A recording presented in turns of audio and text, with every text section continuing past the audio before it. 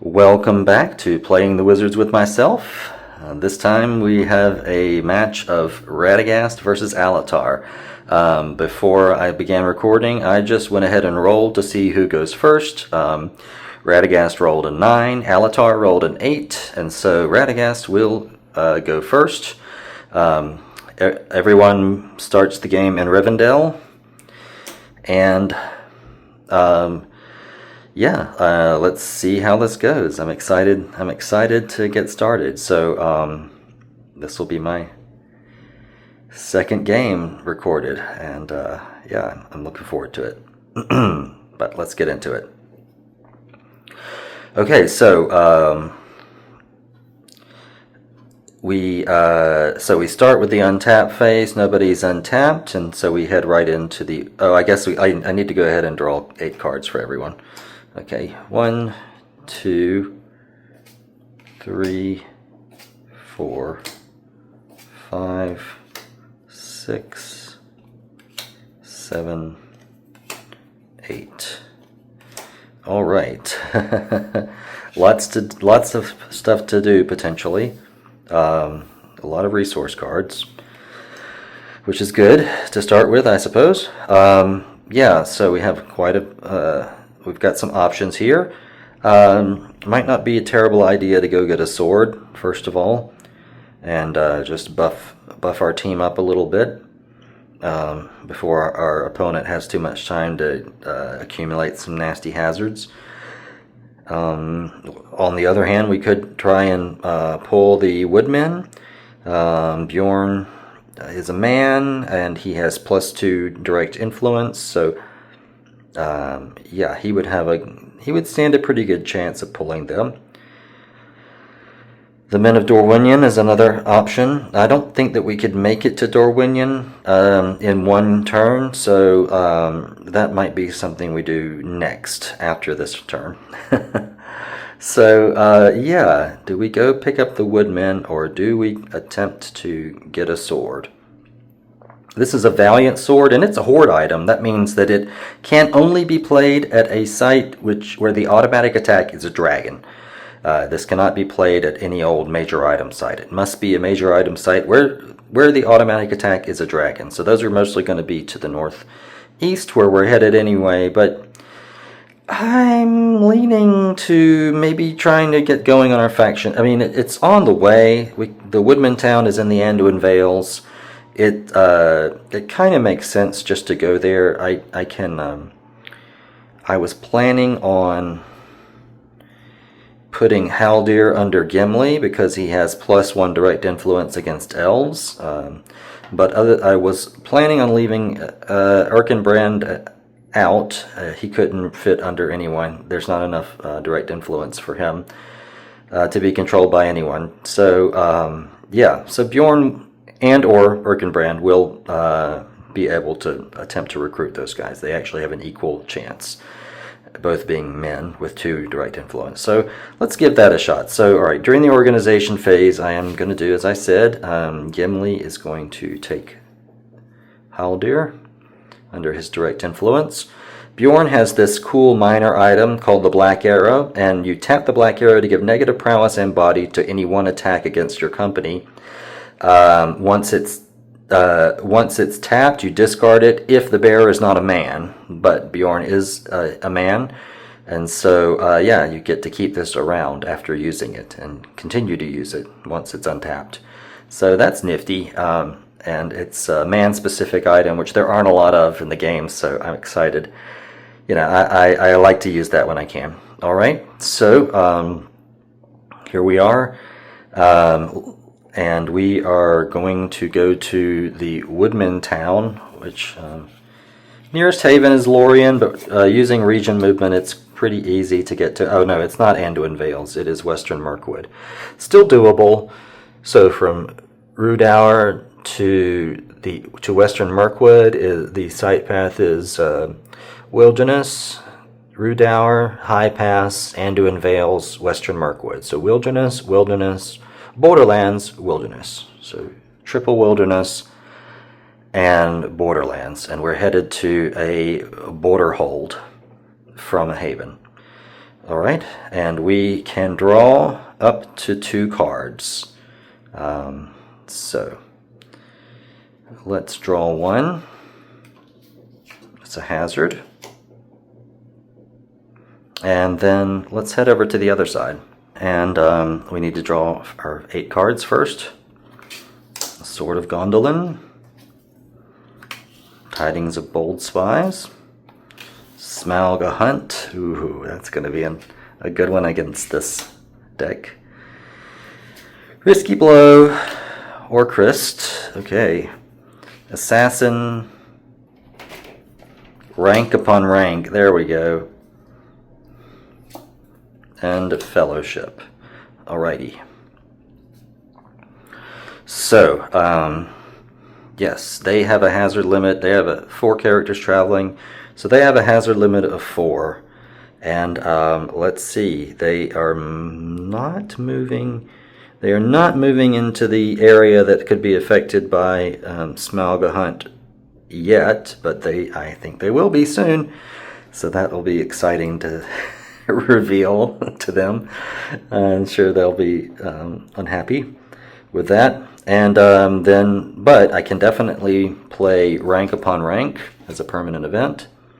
So that gives +1 prowess, +1 strike to all men attacks.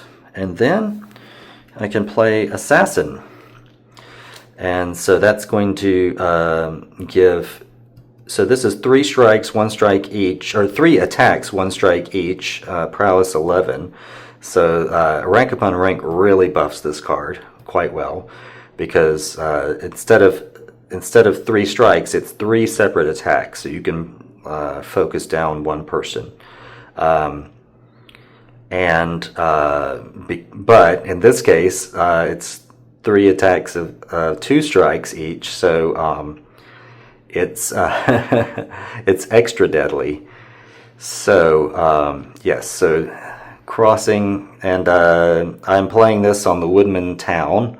Obviously, this is it has to be played at a site, and so as Beorn and Gimli and friends walk into the Woodmen town, they are confronted by a very wicked assassin.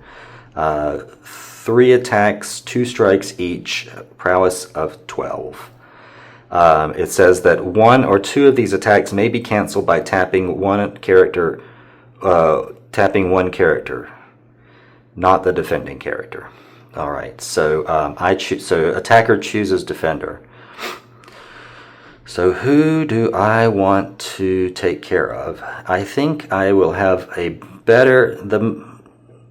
Gimli has prowess of 5, and so I think that I'll have a better success against Gimli than Beorn, and it will be equally devastating from a marshalling points perspective. And so let's go. We're heading for Gimli. 3 attacks. Now it says that these attacks can be canceled by tapping characters. So I will, even though they're 2 strike attacks, I'm going to take the text on the card literally. So Haldir and Erkenbrand can both tap to cancel. And so, yeah, and so the 3 attacks, so the 1 attack remaining is an attack with 2 strikes, prowess of 12. And I have, I will certainly tap Gimli to face this. Now the question is whether I tap Beorn or not. So it's a strike with a prowess of it's a strike with a prowess of 12. If I tap the black arrow, I could make it prowess 11. Prowess 11. But Beorn, if Beorn does not tap, he's going to be 4 trying to beat a prowess 11. I don't want to get Beorn injured. I'm willing to... Yes, so, alright.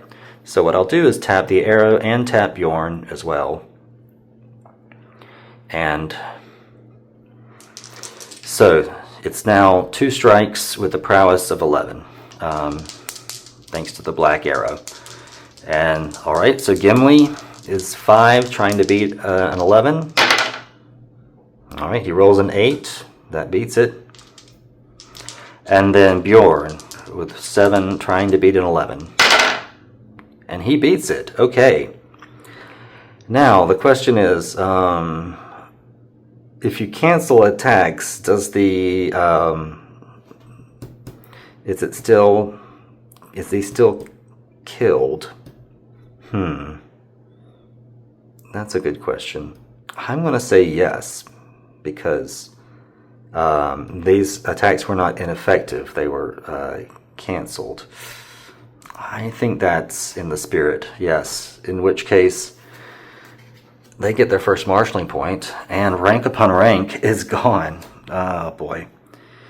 Huh. Wish that had been more successful from this team's perspective. All right. So, that's all I have to play on them. So they arrive. I'm going to go ahead and bring this team's card hand back up to 8 first before I move back over there. Vilya. Ambusher. All right. Before we end the movement hazard phase for this team, I'm going to play smoke rings to bring 1 resource from the sideboard into the play deck. Okay. So let's see. Don't really need any. I don't really need any corruption point mitigation at the moment. Don't need any of these Galadriel themed cards at the moment. So I might go ahead and pull this noble hound in to the play deck. This is an ally. I believe it came with the Dragons expansion. I might be wrong. It might be the Dark Minions expansion. It was not in the original. It was not in the original game, but it's not a unique ally, so you can have up to 3, and they're pretty good. Pretty good allies. They have okay prowess. They can take strikes. Pretty good. Okay. So that brings our hand back down to 8. And we've arrived at the Woodmen town. Rivendell goes back over here. And everyone's tapped, so we're not able to do anything. All right, so that brings us to the end of turn phase, and at this point we can discard someone and then bring our hand back. Bring our hand back up to 8. What do I want to discard? I think I'll discard Celeborn for now. Do not have the influence necessary to pull him in yet. Cave Worm, nice, okay. And then over here, same question. Risky Blow, Fellowship, those are great. We can go get Orcrist or the Sword of Gondolin. I'm excited to play these hazards as soon as I get the chance. So, nothing really. I don't want to discard anything at the moment. All right. So that ends the turn. Now we'll start with Alatar's. I want to say Elrond. It sort of is Elrond. All right, Elrond's turn. Okay, so we're also in Rivendell, untap phase. No one is tapped, so we move on to the organization phase. I'm Gildor with his Elfstone has 2 direct influence against elves, so he can bring Orphan under him. And Elrond has 4 direct influence, so he can bring Eladin under him. So that frees up a nice 6 general influence. Cram is a cool starting minor item that you basically just discard to untap the bearer, and it's great. And because Elrond has great deck control with his ring, you can just keep bringing it back into the play deck from the discard pile, and keep bringing it in when you're at a site and playing major and greater items, and you have someone left over untapped. You can you can keep bringing in cram. So it's the gift that keeps on giving. All right, but let's get on with it. So the one source of concern here is that, yes, I don't have any corruption modifiers at the moment, so if I lose Elrond, if I lose Elrond to a corruption check, that would be bad, because this forces you to make a corruption check modified by -3, so that's no guarantee. And with Cram giving 1 corruption point as well, yeah, we could literally have him eliminated on Snake Eyes, so that would be bad. We get -3 marshalling points if Elrond's eliminated. Excuse me. So that's a question. Do I want to use that right now? Let me think. Where are we going for this? Do we want the greater item or do we want the major item? We're still in the organization phase, so I'm going to pass Cram to Eladin. That will help. And then I think we will. I think we will go somewhere dangerous, which is... Let's see, let's look at our options. So Carndum is 4 strikes of 7. I believe Moria is 4 strikes of 7. Orcs 4 strikes of 7. Gundabad is 2 strikes of 8. Okay. I guess we go to Mount Gundabad. And that's doable, correct? From Rudaur to Angmar to Gundabad. That is doable. Okay. It's a dangerous road, but it's doable. So I believe that's what we're going to do. So Gundabad. And our sight path, this is the nearest haven is Lorien, but I mean it's equally close to Rivendell. Sight path is I think the same. Wilderness, oh no, it's different. This one is Wilderness Shadowlands Dark Domain, and it's a shadow hold. Wilderness Shadowland Dark Domain, and it's a shadow hold. Okay. And Elrond is going to play Vilya, which gives him +4 prowess, +2 body, +6 direct influence until the end of the turn. And if the play deck has at least 5 cards in it, you may take 5 cards to your choice from your discard. All right. Well, I'm not going to use that aspect. We just got started. But all right. First things first. I have to pass my corruption check. At a 3 or a 2, yeah, he gets discarded. 7. Okay. No problem. So he gets 11 prowess until the end of the turn, which is awesome. All right, so riding forth with his ring blazing, Elrond and his son and his friends are heading up to Gundabad to get Orcrist. And yeah, we can draw 2 and they can draw 4. Oh, actually, I think... Oh, what I should have, before we leave,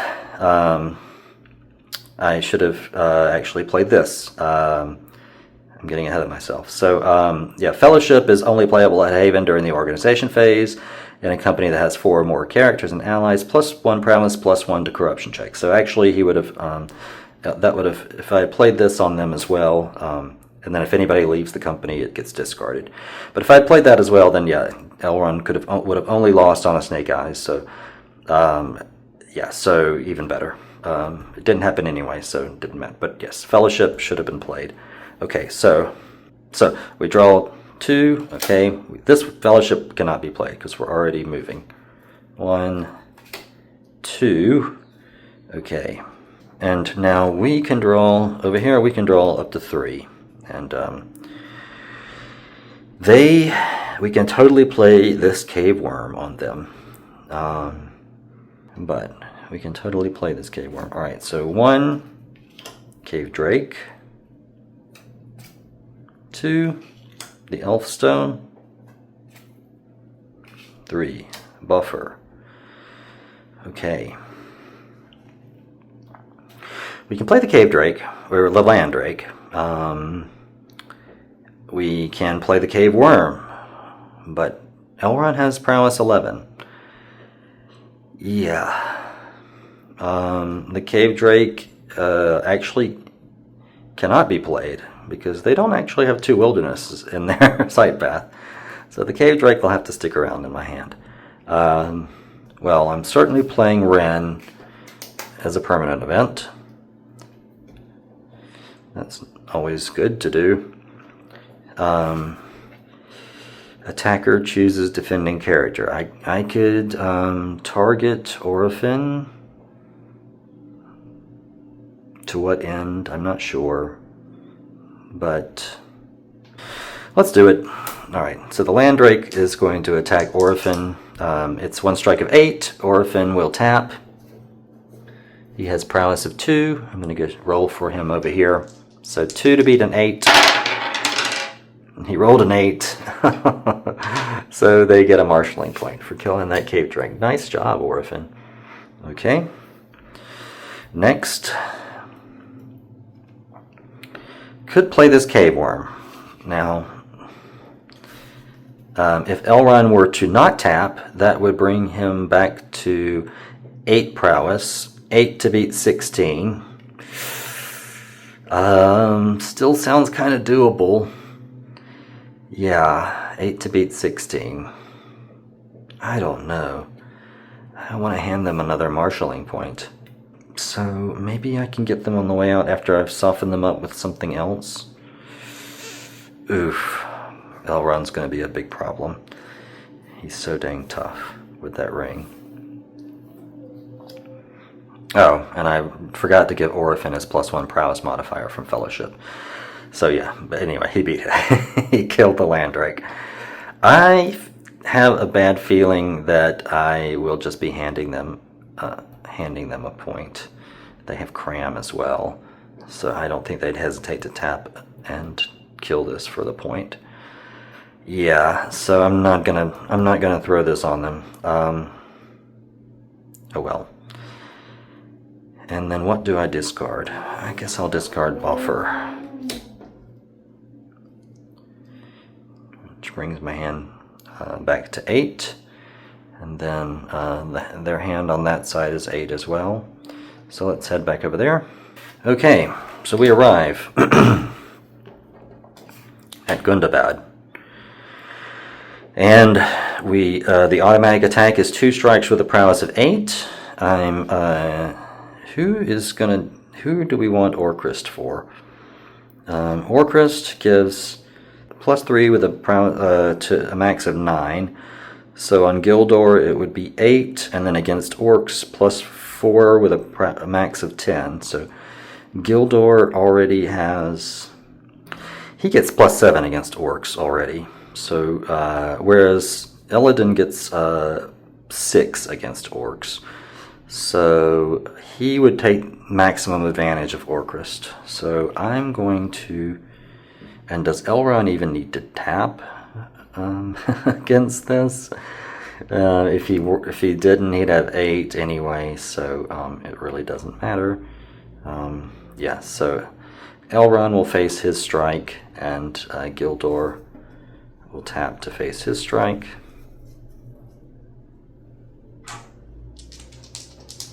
And he has 7, so he can't lose. And then Elrond will tap the site to play Orcrist. Yes, which makes his prowess 8 and 10 against Orcs. Fantastic. Prowess of 8, prowess of 10 against Orcs. And that's all we're doing at the site. So we are at the end of turn phase. Vilya is discarded. And we can discard 1 and draw up to 8. Is there anything we want to discard? It was Risky Blows there too. Of course they don't know that, but yeah, Risky Blows even here, so we're super safe. I'm loving it. And we've got something else to do, so I don't feel a strong reason to discard yet. Twilight. Alright, This can force the discard of an environment card. Alright. And then over here, we can discard one card and then bring our hand back up to 8. What do we discard? I don't think we're going to get the Mina Dorwinion just yet, so let's discard that and bring our hand back up to 8 with the Cave Drake. Okay, 2 Cave Drakes. Maybe we can get them on the other side.